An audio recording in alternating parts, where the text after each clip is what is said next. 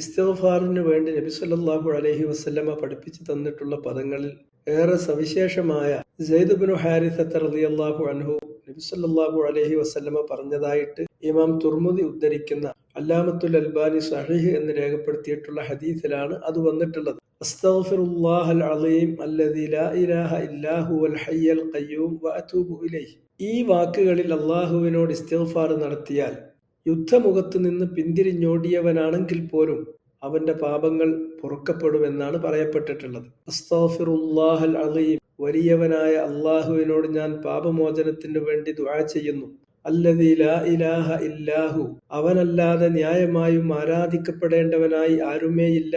അൽ ഹയ്യൽ ഖയ്യൂം, അവൻ ജീവനുള്ളവനാണ്, മരണമില്ലാത്ത അമരനായിട്ടുള്ളവനാണ്. അൽ ഖയ്യൂം, എല്ലാവറ്റിനെയും നിലനിർത്തുന്നവനാണ്. വഅതൂബു ഇലൈഹി, അങ്ങനെയുള്ള അവനിലേക്ക് ഞാൻ പശ്ചാത്തപിച്ചു മടങ്ങുന്നു.